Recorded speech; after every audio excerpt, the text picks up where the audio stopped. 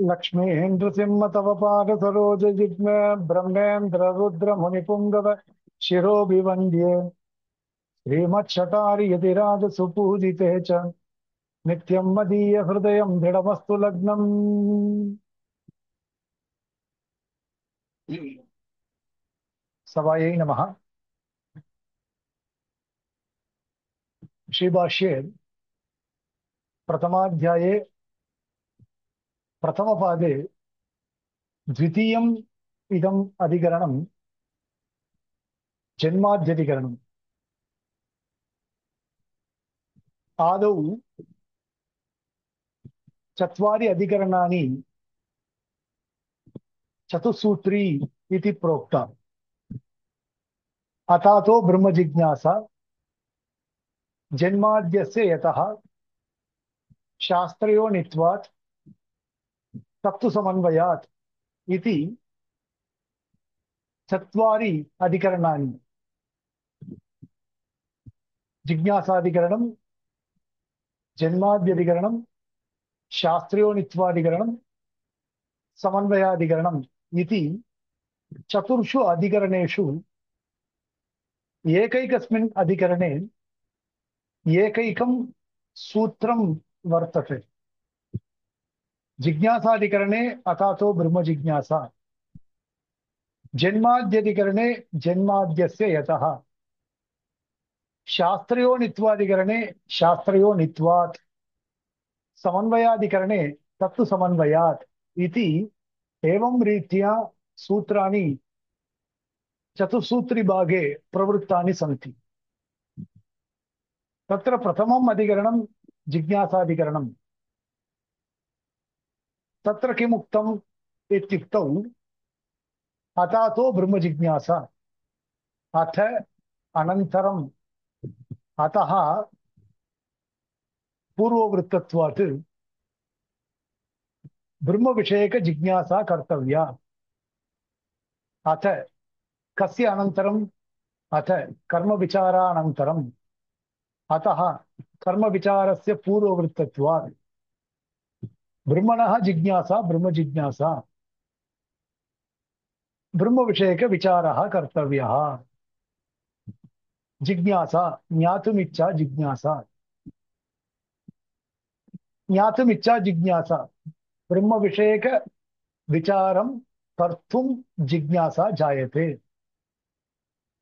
जिज्ञासा पदस्य विचारे लक्षणा, अतः विचारः कर्तव्यः इत्यर्थः आयाति इति तत्र प्रतिपादितम्। द्वितीयम् अधिकरणं जन्माद्यधिकरणं। जन्माद्यस्य यतः इति एकं सूत्रम्। अत्रापि जन्मादि अस्य यतः इति त्रिपदात्मकम् इदं सूत्रमस्ति। पूर्वं ब्रह्मविषयकविचारः कर्तव्यः इति प्रतिपादितम्। यदि ब्रह्मविषयकविचारः कर्तव्यः तर्हि ब्रह्म किम् इति ज्ञातव्यमस्ति। लक्षणप्रमाणाभ्यां हि वस्तुसिद्धिः इति एकः न्यायः। अतः किं तद् ब्रह्म यद् जिज्ञास्यमुच्यते इति आरम्भे प्रश्नः। पङ्क्तिं पश्यन्तु। तत्र किं पुनस्तद् ब्रह्म यद् जिज्ञास्यमुच्यते इत्यत्र आह। पूर्वं ब्रह्म प्रतिपादितमस्ति, तच्च ब्रह्म किम् इति अत्र आकाङ्क्षा जायते। अतएव उच्यते किं तद् ब्रह्म इति उच्यते। किं तद् ब्रह्म यद् जिज्ञास्यम् उच्यते। यद् जिज्ञास्यम् इत्युक्तौ जिज्ञासा कर्तव्या इत्युक्तं खलु। जिज्ञासा ब्रह्मविषयकविचारः कर्तव्यः। अतः किं तद् ब्रह्म इति पृच्छ्यते अत्र। यद् जिज्ञास्यम् उच्यते इत्यत्र आह जन्माद्यस्य यतः इति। अतः ज्ञायते यत् अस्मिन् अधिकरणे ब्रह्मणः लक्षणम् उच्यते इति ज्ञायते। प्रथमं श्रीभाष्यकाराः अत्र सूत्रार्थमेव कथयन्ति। श्रीभाष्यकाराणां शैली एवमस्ति। प्रथमं सूत्रार्थः चतुसूत्रिभागे वर्ण्यते तैः। अथातो ब्रह्मजिज्ञासा इत्यत्र तथैव वर्णितमस्ति। अथ अत्रायमतः शब्दः आनन्तर्ये भवति इति। एवमेव अत्रापि जन्माद्यस्य यतः इति सूत्रमुक्त्वा जन्मादि अस्य यतः इति पदच्छेदमपि कृत्वा सूत्रस्य अर्थः वर्ण्यते अत्र श्रीभाष्यकारैः भाष्यकथनवेलायाम्। जन्मादिति सृष्टिस्थितिप्रलयम्। जन्मादि जन्मादि इति जन्मशब्दस्य सृष्टिः इत्यर्थः। आदिशब्देन स्थितिः उच्यते, प्रलयञ्च उच्यते। अतः जन्मादि इति सृष्टिस्थितिप्रलयम्। तद्गुणसंविज्ञानो बहुव्रीहिः। जन्म आदिः यस्य तत् जन्मादि, अथवा जन्म आदिः येषान्ते जन्मादयः, एवं वा व्याख्यानमपि अस्ति। अतः जन्म आदिः यस्य तत् जन्मादि। अयं समासः बहुव्रीहिसमासः। बहुव्रीहिसमासस्य अयं विशेषः वर्तते, अन्यपदार्थप्राधान्यम् अस्ति बहुव्रीहिसमासे। जन्म आदिः यस्य तत् जन्मादि, एतेषां कारणभूतः एकः वर्तते, सकः परमात्मा। अतः अन्यपदार्थप्रधानः परमात्मा इति ज्ञायते। बहुव्रीहिः द्विविधः। तद्गुणसंविज्ञानो बहुव्रीहिः, अतद्गुणसंविज्ञानो बहुव्रीहिः इति बहुव्रीहिः द्विविधः। अत्र सुतप्रकाशिकायां द्वयोः विवरणमपि दत्तमस्ति। किन्नाम तद्गुणसंविज्ञानो बहुव्रीहिः, किन्नाम अतद्गुणसंविज्ञानो बहुव्रीहिः इति। प्रथमस्य लम्बकर्णमानय इति उदाहरणं, द्वितीयस्य चित्रगुमानय इति उदाहरणमपि तत्र श्रुतप्रकाशिकायां प्रदत्तमस्ति। भाष्यकारेणैव उक्तम् अयं समासः तद्गुणसंविज्ञानो बहुव्रीहिसमासः इति। अस्य अचिन्त्य विविध विचित्र रचनस्य नियतदेशकालफलभोग ब्रह्मादि स्तंभपर्यन्त क्षेत्रज्ञ मिश्रस्य जगतः अस्य। सूत्रे द्वितीयं पदमस्ति अस्य इति। अस्य इति जगतः इत्यर्थः। अस्य इति रूपम् इदं शब्दस्य षष्टि एकवचनम्। इदं शब्दस्य जगत् इत्यर्थः। कीदृशं जगत्? परिदृश्यमानं चेतनाचेतनात्मकं जगत् इत्यर्थः। परिदृश्यमानं चेतनाचेतनात्मकं जगत् इत्यस्य षष्टि विभक्तौ जगतः इत्यर्थः। अतः अस्य जगतः अचिन्त्य विविध विचित्र रचनस्य नियत देश काल फलभोग ब्रह्मादि स्तंभ पर्यंत क्षेत्रस्य क्षेत्रज्ञ मिश्रस्य जगतः। जगतः विशेषणानि अत्र प्रोक्तानि। विविध विचित्र रचन रूपम् इदं जगत्। चेतनानि सन्ति, चेतनाः वर्तन्ते, अचेतनानि वस्तूनि सन्ति। एवं विविध रूपाः, विविध रूपाणि अत्र भवन्ति इत्यर्थः इत्यतः नियतदेशकालफलभोग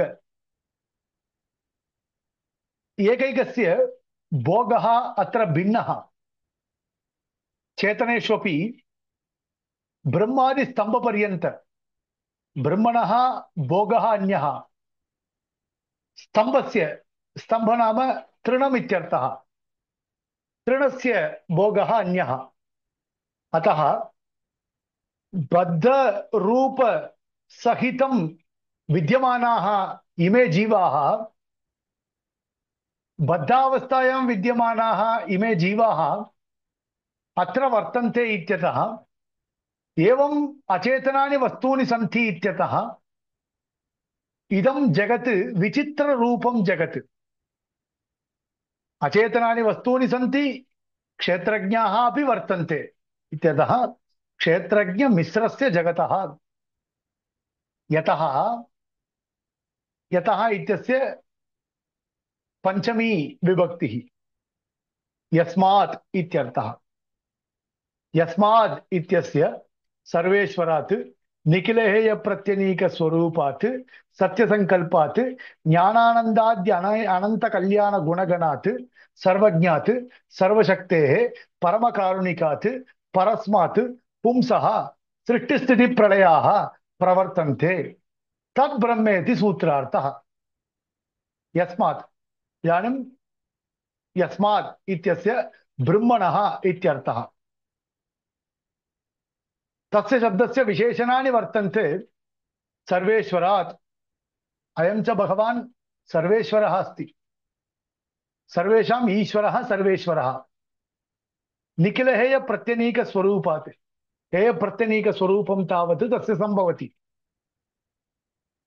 अयं सत्यसंकल्पः तः सत्यसंकल्पात् ज्ञानानन्दाद्य अनंत कल्याण गुणात् ज्ञानशक्ति बल ऐश्वर्य वीर्य तेजस सौशील्य वात्सल्य मार्धवादि कल्याण गुणात् गुणगणात् सर्वज्ञात् सर्वशक्तेः परस्मात् पुंसः सृष्टिस्थिति प्रलयाः प्रवर्तन्ते परस्मात् पुंसः परस्मात् ब्रह्मणः जगतः सृष्टिस्थिति प्रलयाः प्रवर्तन्ते इत्यतः जगतः कारणभूतम् अस्ति ब्रह्म इत्ययम् अर्थः वक्तव्यः इदानीं जन्माद्यस्य यतः इत्यस्य सूत्रार्थः स्पष्टः तद्ब्रह्म इदानीम् अस्य अधिकरणस्य विषयवाक्यम् उच्यते भृगुर्वै वारुणिः वरुणं पितरमुपससार अधीहि भगवो ब्रह्म इत्यारभ्य इदानीम् उपनिषत् वाक्यं तैत्तिरीय उपनिषत् वाक्यम् अस्य वाक्यस्य सामान्यरीत्या अर्थः एवम् उच्यते भृगुः इति एकः मुनिः सः वरुणस्य पुत्रः सः मुनिः पितरम् उद्दिश्य काञ्चन प्रश्नान् पृष्टवान् तस्य समाधानमपि नैव ज्ञातं तेन अधीहि भगवो ब्रह्म इति तमेव पितरं पृच्छति अयं पुत्रः तदर्थं पिता वदति ब्रह्म किम् इति प्रश्ने कृते तदर्थम् उत्तरं दीयते यतो वा इमानि भूतानि जायन्ते येन जातानि जीवन्ति इति यतो वा इमानि भूतानि जायन्ते इमानि भूतानि जायन्ते यतः यस्मात् ब्रह्मणः इमानि भूतानि जायन्ते येन जातानि जीवन्ति, येन ब्रह्मणा जातानि वस्तूनि जीवन्ति, यत् प्रयन्ति ब्रह्म प्रयन्ति अभिसंविशन्ति, ब्रह्म प्राप्य लयं प्राप्नुवन्ति, तद्विजिज्ञासस्व, तद्विषये ज्ञायताम्। ब्रह्मणः विषये ज्ञानं प्राप्नोतु, तद्ब्रह्मेति, तदेव ब्रह्म अस्ति। यतो वा इमानि भूतानि जायन्ते इति सृष्टिः, येन जातानि जीवन्ति इति स्थितिः, यत् प्रयन्ति अभिसंविशन्ति इति प्रलयम्। अतः सृष्टिस्थितिप्रलयकर्ता अयमस्ति भगवान् इति स्पष्टं ज्ञायते। इदमेव लक्षणवाक्यम् इत्यस्मिन् अधिकरणे उच्यते। अनेन वाक्येन लक्षणम् उच्यते। तत्र संशयः, किम् अस्मात् वाक्यात् ब्रह्मलक्षणतः प्रतिपत्तुं शक्यते न वा इति।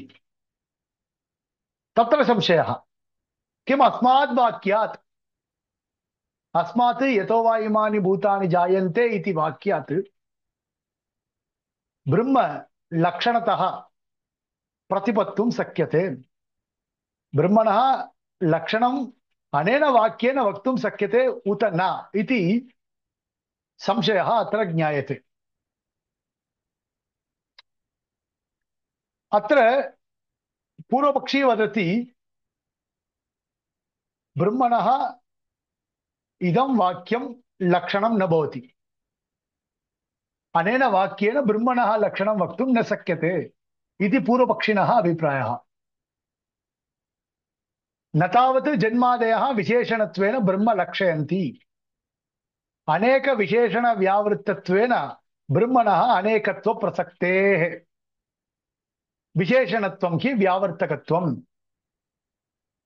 न तावत् जन्मादयः विशेषणत्वेन ब्रह्म लक्षयन्ति। पूर्वपक्षिभिः एवम् उच्यते, लक्षणं तु द्विधा वक्तुं शक्यते। कथं? विशेषणत्वेन लक्षणं वक्तुं शक्यते, अथवा उपलक्षणत्वेन लक्षणं वक्तुं शक्यते। प्रथमं विशेषणत्वेन लक्षणं वक्तुं न शक्यते इत्युच्यते अनेन वाक्येन। यतो वा इमानि भूतानि जायन्ते इत्यनेन वाक्येन विशेषणत्वेन ब्रह्म न लक्षयन्ति इदं वाक्यम् इत्युच्यते। न तावत् जन्मादयः सृष्टिस्थितिप्रलयम् इति अनेक विशेषण व्यावृत्तत्वेन ब्रह्मणः अनेकत्व प्रसक्तेः, अनेक विशेषण व्यावृत्तत्वेन। इदानीं विशेषणत्वं हि व्यावर्तकत्वम्। एकस्मात् पदार्थात् अन्यस्य पदार्थस्य व्यावृत्तिः क्रियते केन? विशेषणेन। विशेषणस्य कार्यं किम्? एकस्मात् पदार्थात् अन्यस्य पदार्थस्य भेदः विशेषणेन प्रतिपाद्यते। रक्तघटात् श्वेतघटः भिद्यते। कुतः? रक्तरूपात्। रक्तघटः इत्यत्र रक्तवर्णः विशेषणं, घटः विशेष्यं। रक्तघटात् श्वेतघटः भिद्यते। कुतः? विशेषणात्, रक्तरूपात् इत्यर्थः। अतः विशेषणस्य कार्यं किं? व्यावर्तकत्वं। विशेषणत्वं हि व्यावर्तकत्वम्। ब्रह्मणः विशेषणानि भवन्ति सृष्टिस्थितिप्रलयानि। तर्हि किं भवति? सृष्टि ब्रह्म, स्थितिः ब्रह्म, प्रलयं ब्रह्म इति ब्रह्मणः एवं रीत्या विशेषणानि यदि उच्यन्ते, तर्हि ब्रह्मणः अनेकत्वप्रसक्तिर्भवति। ब्रह्मत्रयं वर्तते। सृष्टिब्रह्म, स्थितिब्रह्म, प्रलयं ब्रह्म इति ब्रह्मत्रयं वर्तते। अतः अनेकविशेषणव्यावृत्तत्वेन ब्रह्मणः अनेकत्वप्रसक्तिर्भवत्येव। पुनः अत्र एकः प्रश्नः जायते। अतः विशेषणत्वेन लक्षणं वक्तुं न शक्यते इत्युक्तम्। तदुपरि अत्र एकः आक्षेपः। ननु देवदत्तः श्यामो युवा लोहिताक्षः समपरिमाणः इत्यत्र विशेषणबहुत्वेपि एक एव देवदत्तः प्रतीयते। एवम् अत्रापि एकमेव ब्रह्म भवति इति। लौकिकव्यवहारः।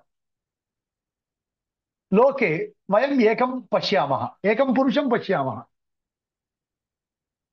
तस्य नाम देवदत्तः इति स्वीक्रियताम्। मया उच्यते देवदत्तः श्यामः युवा लोहिताक्षः समपरिमाणः इत्युच्यते। देवदत्तस्तु एकः, परं मया चत्वारि विशेषणानि प्रोक्तानि। एकस्मिन्नेव देवदत्ते चत्वारि विशेषणानि सम्भवन्ति इति मया उच्यते।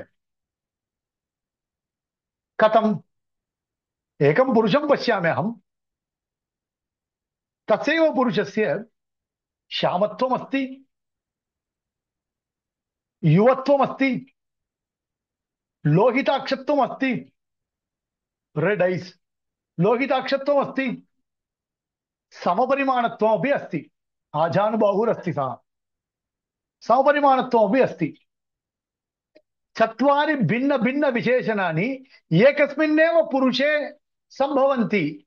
अनेन उदाहरणेन वयं जानीमः, अस्माभिः ज्ञायते।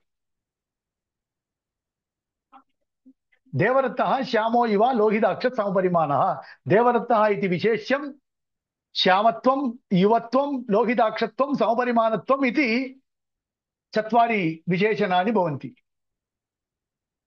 अत्र विशेषणबहुत्वमपि अस्ति, परं विशेष्यस्तु एक एव। एवं रीत्या लोके लौकिकव्यवहारवत् एवं रीत्या यथा देवदत्तश्यामो युवा लोहिताक्ष समपरिमाणः इत्यत्र विद्यमानानां चतुर्णां विशेषणानां पर्यवसानम् एकस्मिन्नेव देवदत्ते अस्माभिः क्रियते, तथैव सृष्टिस्थितिप्रलयम् इति त्रयाणामपि विशेषणानां पर्यवसानं तु एकस्मिन्नेव विशेष्ये ब्रह्मणि कर्तुं शक्यते इति प्रश्नः। प्रश्नः अवगम्यते खलु? आम्। तत्र समाधानमुच्यते। ननु देवदत्तश्यामो युवा लोहिताक्ष समपरिमाणः इत्यत्र विशेषणबहुत्वेपि एक एव देवदत्तः प्रतीयते। एवम् अत्रापि एकमेव ब्रह्म भवति इति। नैवं तथा नास्ति। तत्र प्रमाणान्तरेण ऐक्यप्रतीतेः एकस्मिन्नेव विशेषणानाम् उपसंहारः। भोः, देवदत्तश्यामो युवा लोहिताक्ष समपरिमाणः इत्यत्र यथा यतो इमानि भूतानि जायन्ते इत्यत्र जन्मादीनां विशेषणत्वं स्वीकृतमस्ति, तथैव तत्र श्यामादीनां विशेषण नैव स्वीकृतम्। तत्र तु देवदत्तश्यामो युवा लोहिताक्ष समपरिमाणः इत्यत्र तु प्रमाणान्तरेण प्रत्यक्षेण तत्र ऐक्यम् अस्ति। चक्षुषा दृष्ट्वा मया चतुर्णामपि विशेषणानां पर्यवसानम् एकस्मिन्नेव देवदत्ते क्रियते। ऐक्यं तावत् प्रतीयते। कथं? मया साक्षात् दृश्यते। देवदत्तं दृष्ट्वा अयं श्यामः, अयं लोहिताक्षः, अयं समपरिमाणः, अयं युवा इति अहं कथयामि। अतः तत्र प्रमाणान्तरेण प्रमाणान्तर अन्यत् प्रमाणं प्रमाणान्तरं तेन प्रमाणान्तरेण अर्थात् प्रत्यक्षेण ऐक्यप्रतीतेः ऐक्यं जायते इत्यतः एकस्मिन्नेव देवदत्ते विशेषणानाम् उपसंहारः सर्वेषां विशेषणानां श्यामत्व युवत्व लोहिताक्षत्व समपरिमाणत्व रूप सर्वेषां विशेषणानाम् उपसंहारः अस्माभिः क्रियते। अन्यथा तत्रापि व्यावर्तकत्वेन अनेकत्वम् अपरिहार्यम्। अन्यथा तत्रापि भोः यदि प्रत्यक्षेण सर्वेषां विशेषणानाम् उपसंहारः कर्तुं न शक्यते तत्रापि विशेषणबहुत्वात् विशेष्यस्यापि बहुत्वं वक्तव्यमस्ति। यदि प्रत्यक्षप्रमाणेन तत्र साक्षात्कारं कृत्वा सर्वेषाम् उपसंहारः कर्तुं न शक्यते तर्हि अनेन वाक्यश्रवणेन देवरक्तश्यामो युवा लोहिताक्षः समपरिमाणः इति वाक्यश्रवणेन किं भवति? विशेषणबहुत्वात् विशेष्यस्यापि बहुत्वम् अवर्जनीयमस्ति। अत्र अपरिहार्यमस्ति। अत्र तु अस्मिन् प्रकरणे तु अनेनैव लिलक्षैषितत्वात् अनेनैव विशेषणेन भवद्भिः किम् उक्तं? यतो वा इमानि भूतानि जायन्ते इत्यनेन वाक्येन स्पष्टं प्रतिपादितमस्ति अस्माभिः अनेन वाक्येन ब्रह्मणः लक्षणमुक्तम् इति। अतः अत्र तु अनेनैव विशेषणत्वेन अनेनैव विशेषणेन लिलक्षैषितत्वात् लक्षयितुम् इच्छा लिलक्षैषितत्वात् लक्षणं वक्तुम् इच्छा अस्ति इत्यतः ब्रह्मणः प्रमाणान्तरेण ऐक्यम् अनवगतमिति। देवरत्तश्यामो युवा लोहिताक्षः समपरिमाणः इत्यत्र प्रमाणान्तरेण ऐक्यम् अवगतमस्ति।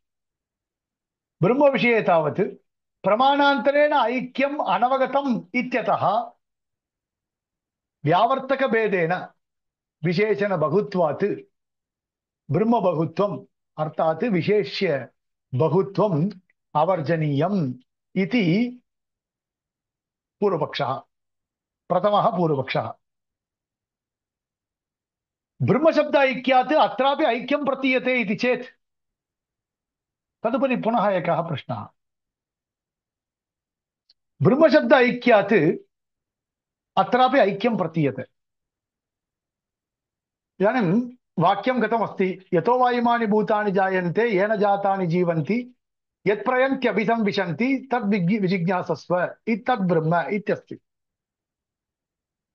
यतो वा इमानि भूतानि जायन्ते तद् ब्रह्म, येन जातानि जीवन्ति तद् ब्रह्म, यत्प्रयन्ति अभिसंविशन्ति तद् ब्रह्म इति वाक्यार्थः वक्तव्यः। सर्वत्रापि ब्रह्मशब्दः वर्तते। त्रिषु अपि स्थलेषु ब्रह्मशब्द ऐक्यात् अत्रापि ऐक्यं प्रतीयते। ऐक्यं नाम सृष्टिस्थितिप्रलयम् इति यदुक्तं भिन्न भिन्न विशेषणानि इति तत्रापि ऐक्यं प्रतीयते इति स्वीकुर्मः। इति चेत् तत्र उच्यते पूर्वपक्षिभिः अज्ञातगोव्यक्तेः पुरुषस्य जिज्ञासोः खण्डोमुण्डपूर्णशृङ्गो गौः इत्युक्ते गोपदैक्येऽपि खण्डत्वादिव्यावर्तकभेदेन गोव्यक्तिबहुत्वप्रतीतेः ब्रह्मव्यक्तयोऽपि बह्व्यः स्युः। अज्ञातगोव्यक्तेः जिज्ञासोः पुरुषस्य एकः पुरुषः अस्ति। तस्य तावत् जिज्ञासा वर्तते। गौः का इति जिज्ञासा वर्तते। सः आगत्य मम सविधे पृच्छति, भोः गौः कीदृशी वर्तते इति प्रश्नः। गौः का इति प्रश्नः। तत्र मया समाधानम् उक्तं खण्डोमुण्डपूर्णशृङ्गो गौः इत्युक्तम्। गौः कथं वर्तते? खण्डगौः मुण्डगौः पूर्णशृङ्गो गौः इति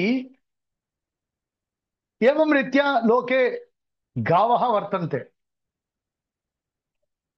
गोपद ऐक्यमपि अत्र अस्ति। खण्डगौः मुण्डगौः पूर्णशृङ्गो गौः इति गोपद ऐक्यमपि अस्ति। एवं गोपद ऐक्ये गोपद ऐक्यमस्ति इत्यतः खण्डगौः मुण्डगौः पूर्णशृङ्गो गौः इति समानः गौः इति वक्तुं शक्यते वा? एक एव गौः इति वक्तुं शक्यते वा? खण्डत्वं मुण्डत्वं पूर्णशृङ्गत्वं त्रयमपि मिलित्वा एकस्मिन् गवि वर्तते वा? नैव भवति। अतः अज्ञातगोव्यक्तेः जिज्ञासोः पुरुषस्य खण्डो मुण्डपूर्णशृङ्गो गौः इत्युक्ते गोपदैक्येऽपि खण्डत्वादि व्यावर्तकभेदेन खण्डगौः अन्या मुण्डगौः अन्या पूर्णशृङ्गो गौः अन्या। अतः गोव्यक्ति बहुत्व प्रतीतेः खण्डत्वादि व्यावर्तकभेदेन इदानीं खण्डत्वं तावत् पूर्णशृङ्गे न भवति। पूर्णशृङ्गत्वं तावत् मुण्डे न भवति। मुण्डत्वं तावत् खण्डे पूर्णशृङ्गे च न भवति। अतः खण्डो मुण्ड पूर्णशृङ्गो गौः इत्यत्र खण्डत्वादि व्यावर्तकभेदेन गोव्यक्ति बहुत्व प्रतीतेः अनेन किं ज्ञायते? लोके तिस्रः गावः वर्तन्ते। खण्डगौः मुण्डगौः पूर्णशृङ्गो गौः इति तस्य अवगमनं भवति। अतः गोव्यक्ति बहुत्व प्रतीतेः यथा खण्डत्वादि व्यावर्तकभेदेन गोव्यक्ति बहुत्व प्रतीतिर्भवति तथैव सृष्टिस्थिति प्रलय जन्मादि व्यावर्तक भेदेन ब्रह्म व्यक्तियोपि बह्व्यः स्युः। सृष्टि ब्रह्म स्थिति ब्रह्म प्रलयं ब्रह्म इति ब्रह्म व्यक्तियोपि बह्व्यः स्युः इति ज्ञायते। अत एव लिलक्षैषिते वस्तुनि येषां विशेषणानां सम्भूय लक्षणत्वमपि अनुपपन्नम्। अत एव इत्यस्य पूर्वं यः हेतुः प्रदर्शितः पूर्वपक्षिभिः अनेनैव कारणेन ब्रह्मणः विशेषणत्वेन लक्षणं वक्तुं न शक्यते इति यदुक्तं तस्मात् लिलक्षयिषिते वस्तुनि लक्षयितुम् इच्छा यत्र वर्तते तस्मिन् वस्तुनि येषां विशेषणानां सम्भूय लक्षणत्वमपि सम्भूय इत्यस्य ईदृशं विशेषणं एतादृशानि विशेषणानि मिलित्वा एकत्र एकस्मिन् अर्थे पर्यवस्यति इति उक्तं खलु तदपि नैव सङ्गच्छते। अत एव निर्लक्ष्यिषिते वस्तुनि येषां विशेषणानां सम्भूय लक्षणत्वम् अनुपपन्नम् इति प्रतिपादितम्। एवं प्रथमः पूर्वपक्षः सम्पन्नः। इदानीं द्वितीयः पूर्वपक्षः उच्यते नापि उपलक्षणत्वेन लक्षयन्ति। आरम्भे दासेन उक्तं लक्षणं तु द्वेधा वक्तुं शक्यते, विशेषणत्वेन उपलक्षणत्वेन इति। विशेषणत्वेन वक्तुं न शक्यते इति प्रथमः पूर्वपक्षः तत् प्रतिपादितमस्ति। उपलक्षणत्वेन इदानीं लक्षणं वक्तुं न शक्यते इत्युच्यते। नापि उपलक्षणत्वेन लक्षयन्ति आकारान्तर अप्रतीते अप्रतिपत्तेः इति। आकारान्तर अप्रतिपत्तेः इति अत्र हेतुः। उपलक्षणत्वेन किमर्थं वक्तुं न शक्यते? आकारान्तर अप्रतिपत्तेः। यदि उपलक्षणत्वेन लक्षणं वक्तुम् इच्छा अस्ति तर्हि तत्र आकारत्रयं प्रदर्शनीयम् अस्ति। पूर्वपक्षिणः एवम् अभिप्रायः। आकारत्रयं प्रदर्शनीयमस्ति। आकारत्रयं किम्? पूर्वप्रतिपन्नः आकारः, उपलक्षण आकारः, उपलक्ष्य आकारः इति आकारत्रयम्। तदर्थं दृष्टान्तः प्रदर्शितः श्रीभाष्यकारेण उपलक्षणानाम् एकेन आकारेण प्रतिपन्नस्य केनचित् आकारान्तरेण प्रतिपत्तिहेतुत्वं हि दृष्टम्। यत्रायं सारसः सः देवदत्तकेदारः इति। अस्य वाक्यस्य अयम् अर्थः, यत्रायं सारसः सः देवदत्तकेदारः इति वाक्यस्य अयम् अर्थः। एकः आगच्छति, मम सविधे आगत्य देवदत्तस्य केदारः क्षेत्रं कुत्र अस्ति इति पृच्छति। कृषिक्षेत्रं। देवदत्तस्य केदारः कुत्र अस्ति इति पृच्छति। तस्मै अहं वदामि, उत्तरं ददामि, यत्र सारसपक्षिणः सन्ति तदेव देवदत्तस्य केदारः इति उच्यते। सारसपक्षिः नाम क्रेन् इति स्वीक्रियताम्। क्रेन् इति तस्य नाम। तमिळभाषायां नीर्काहङ्गल् इत्युच्यते, परं क्रेन् इत्यस्य तमिळभाषायाम् अन्यः अर्थः क्रेन् इव भवति एकः एव पक्षी। एव क्रेन् इव भवति, आम् क्रेन् इव वैट् कलर् न भवति, किञ्चित् डार्क् ब्रौन् डार्क् ब्लाक् तथा मिलित्वा भवति। तदेव सारसपक्षी। क्षेत्रे एव भवति, एतत् ओके कृषिक्षेत्रे एव भवति। तस्य एव आङ्ग्लभाषायां नाम न ज्ञायते। क्रेन् एव भवति, भवन्तः अनन्तरं दृष्ट्वा वदन्तु। क्रेन् ओके एव भवति। क्षेत्रे यदा कृषिकार्यं क्रियते तदानीं तावत् तत्र कृमिकीटाः भवन्ति खलु, हा तान् सर्वान् खादति अयं पक्षी। ओके यत्रायं सारसः सः देवदत्तकेदारः इति। यत्र सारसपक्षिणः उपविशन्तः सन्ति तदेव स एव देवदत्तस्य केदारः इत्युक्तम्। अत्र पूर्वप्रतिपन्न आकारः अस्ति, उपलक्ष्य आकारः वर्तते, उपलक्षण आकारः वर्तते। एवं रीत्या खलु तत्रापि वक्तव्यमस्ति।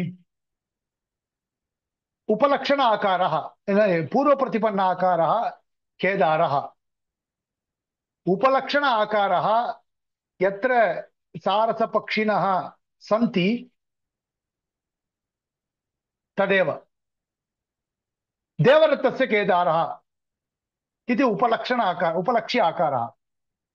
देवदत्तस्य केदारः इति उपलक्ष्य आकारः। उपलक्षण आकारः यत्र सारसपक्षिणः सन्ति स एव देवदत्तस्य केदारः इत्युच्यते खलु, तदेव उपलक्षण आकारः। अवगतं वा? पूर्वप्रतिपन्न आकारः केदारः, केदारज्ञानं। केदारः नाम क्षेत्रं, कृषिभूमिः। एव केदारः पूर्वप्रतिपन्न आकारः। उपलक्षण आकारः यत्रायं सारसपक्षी अस्ति स एव देवदत्तस्य केदारः। उपलक्षण आकारः, उपलक्ष्य आकारः देवदत्तस्य केदारः। ओके लक्ष्यभूतस्य वस्तुनः खलु लक्षणम् उच्यते। एव लक्ष्यभूतं वस्तु किं? देवदत्तस्य केदारः। तस्य लक्षणं किं? यत्रायं सारसः सः देवदत्तकेदारः। आम् पूर्वप्रतिपन्न आकारः कः? केदारज्ञानम्। अवगतं वा? एवं रीत्या अत्र वक्तव्यमस्ति। इदानीं पूर्वप्रतिपन्न आकारः, इदानीम् उपलक्षण आकारः, उपलक्ष्य आकारः। यतो वा इमानि भूतानि जायन्ते इत्यस्ति सृष्टिस्थितिप्रलयम्। इदानीम् उपलक्ष्यमस्ति ब्रह्म, उपलक्षणमस्ति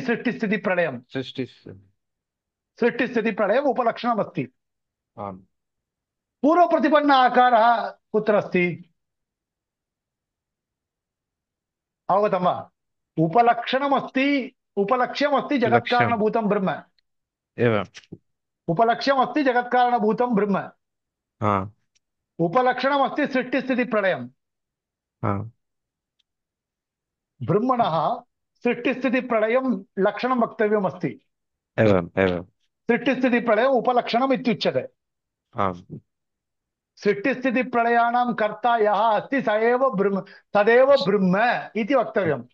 तदेव ब्रह्म एवम् इदानीं पूर्वप्रतिपन्न आकारः कः? हा पूर्वप्रतिपन्न ब्रह्मविषये पूर्वमेव ज्ञायते वा? न पूर्वं ज्ञानं नास्ति। नास्ति एव तत्र दृष्टान्ते तावत् केदारज्ञानं तत्र पूर्वमेव वर्तते। हा दृष्टान्ते पूर्वप्रतिपन्न आकारे केदारः इत्युक्तं। तत् केदारज्ञानं तस्य पुरुषस्य पूर्वमेव अस्ति। इदानीं ब्रह्मविषयकजिज्ञासोः पुरुषस्य ब्रह्मज्ञानं पूर्वं कुत्र अस्ति? अवगतं वा?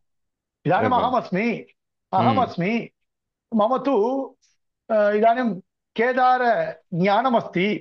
हा कृषिभूमिः कीदृशी वर्तते इति अहं जानामि।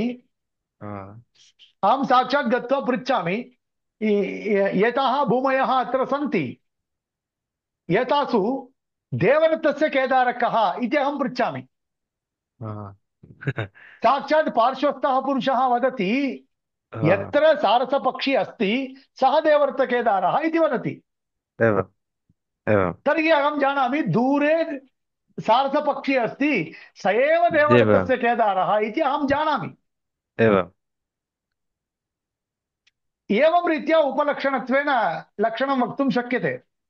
हा परं ब्रह्मविषये एवमेव हा चिन्त्यताम्। अहमस्मि, ब्रह्म हा किम् इति अहं पृच्छामि। ब्रह्म किम् इति अहं पृच्छामि। भवन्तः किं वदन्ति? सृष्टिस्थितिप्रलयं ब्रह्म इति वदन्ति। हा एवम् इदानीं सृष्टिस्थितिप्रलयविषये अहं जानामि इति चिन्त्यताम्। हा ब्रह्मविषये तु ज्ञानमेव नास्ति मम। हा एवम् दृष्टान्ते ब्रह्मविषयकज्ञानम् अपेक्षते खलु? हा ब्रह्मविषयकज्ञानमेव नास्ति मम। ब्रह्मविषयकज्ञानं प्राप्तुमेव खलु इदं ब्रह्म इति ज्ञानं प्राप्तुमेव खलु इदम् अधिकरणं मया पठ्यते। लक्षणकथनानन्तरमेव खलु ब्रह्मविषयकज्ञानं भवति। हा लक्षणमेव न सङ्गच्छते। पूर्वप्रतिपन्न आकार अभावात्, पूर्वप्रतिपन्न आकार अप्रतीतेः उपलक्षणत्वेन लक्षणं वक्तुं न शक्यते।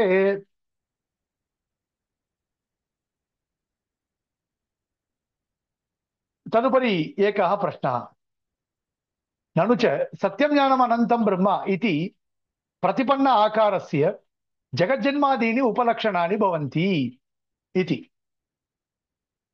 अत्र सिद्धान्तिचायया एकः पृच्छति पुनः, कथं भोः पूर्वप्रतिपन्न आकारः नास्ति इत्युच्यते भवता? यतोहि स्पष्टं ज्ञायते, यतो वा इमानि भूतानि जायन्ते इति उपलक्षणेन प्रतिपन्नस्य उपलक्ष्यभूतस्य ब्रह्मणः पूर्वप्रतिपन्न आकारः अस्ति सत्यं ज्ञानम् अनन्तं ब्रह्म इति। अवगम्यते वा?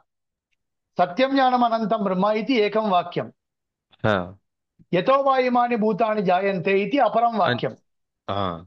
अपरं वाक्यं, एवम् यतो वा इमानि भूतानि जायन्ते इत्यनेन किम् उच्यते? सृष्टिस्थितिप्रलयकर्ता परमात्मा इत्युच्यते। हा पूर्वमेव सत्यत्व ज्ञानत्व अनन्तत्व आनन्दत्व अमलत्वादिविशिष्टं ब्रह्म ब्रह्म इति प्रतिपादितम्। हा अच्छा पूर्व पूर्वप्रतिपन्न आकारः हा अस्ति एव। हा एवम् सत्यं ज्ञानम् अनन्तं ब्रह्म इति प्रतिपन्न आकारस्य जगज्जन्मादीनि उपलक्षणानि भवन्त्येव। पूर्वप्रतिपन्नस्य आकारस्य जगज्जन्मादीनि उपलक्षणानि भवन्त्येव। अतः उपलक्षण आकारः, उपलक्ष्य आकारः, पूर्वप्रतिपन्न आकारः इति आकारत्रयमपि तत्र सङ्गच्छते। हाँ एवं। भवद्भिः किम् उक्तं पूर्वपक्षिभिः? पूर्वप्रतिपन्न आकारः नास्ति इति उक्तम्। हाँ इदानीम् अस्माभिः प्रदर्श्यते पूर्वप्रतिपन्न आकारः अस्ति इति। अस्ति एव एवं। न, तथा नास्ति, एवं वक्तुं न शक्यते। सत्यं ज्ञानमनन्तं ब्रह्म इति एकं वाक्यं, यतो वा इमानि भूतानि जायन्ते इति अपरं वाक्यं। यतो वा इमानि भूतानि जातानि, यतो वा इमानि भूतानि जायन्ते इति उपलक्षणभूतस्य वाक्यस्य पूर्वप्रतिपन्न आकारः सत्यं ज्ञानमनन्तं ब्रह्म इति वाक्यम्। सत्यं ज्ञानमनन्तं ब्रह्म इति उपलक्ष्यभूतस्य वाक्यस्य, हम्म, उपलक्षणभूतस्य वाक्यस्य पूर्वप्रतिपन्न आकारः यतो वा इमानि भूतानि जायन्ते इति वाक्यम्। हम्म, अतः इतरेतर प्रतिपन्न आकार अपेक्षत्वेन उभयोः लक्षणवाक्ययोः अन्योन्याश्रयणात् सत्यं ज्ञानमनन्तं ब्रह्म इति वाक्येन यद् ब्रह्म ज्ञातं तस्यैव ब्रह्मणः पूर्वप्रतिपन्न आकारः यतो वा इमानि भूतानि जायन्ते इत्यनेन वक्तव्यमस्ति। हम्म, यतो वा इमानि भूतानि जायन्ते इत्यनेन वाक्येन प्रतिपन्नस्य ब्रह्मणः पूर्वप्रतिपन्न आकारः सत्यं ज्ञानमनन्तं ब्रह्म इत्यत्र वर्तते ओके। इति उभयोः अन्योन्याश्रयदोषः। अनन्यास एवं, हाँ एवं। सत्यं ज्ञानमनन्तं ब्रह्म इति वाक्यस्य अर्थकथनानन्तरमेव यतो वा इमानि भूतानि जायन्ते इत्यनेन उपलक्ष्य भूतः आकारः वक्तुं शक्यते। ओके। उपलक्ष्यभूतस्य आकारस्य यतो वा इमानि भूतानि जायन्ते इति आकारयुक्तस्य वाक्यस्य पूर्वप्रतिपन्न आकारत्वं सत्यं ज्ञानमनन्तं ब्रह्म इत्यनेनैव भवति। अतः न लक्षणतः ब्रह्म प्रतिपत्तुं शक्यते इति सुतरां वक्तुं न शक्यते। विशेषणत्वेन उपलक्षणत्वेन ब्रह्म न लक्षयन्ति जन्मादयः। अनेन किं ज्ञायते? यतो वा इमानि भूतानि जायन्ते इति यद्वाक्यमुक्तं तेन वाक्येन ब्रह्म लक्षणतः ब्रह्मणः लक्षणं वक्तुं न शक्यते इति ज्ञायते। हाँ अवगतं वा? एवं। एवं प्राप्ते अभिधीयते। हाँ, तत् श्वः पश्यामः। श्वः एवं। श्वः सायङ्काले पश्यामः एवं प्राप्ते अभिधीयते इति। एवं। नमो नमो नमः। नमो नमः।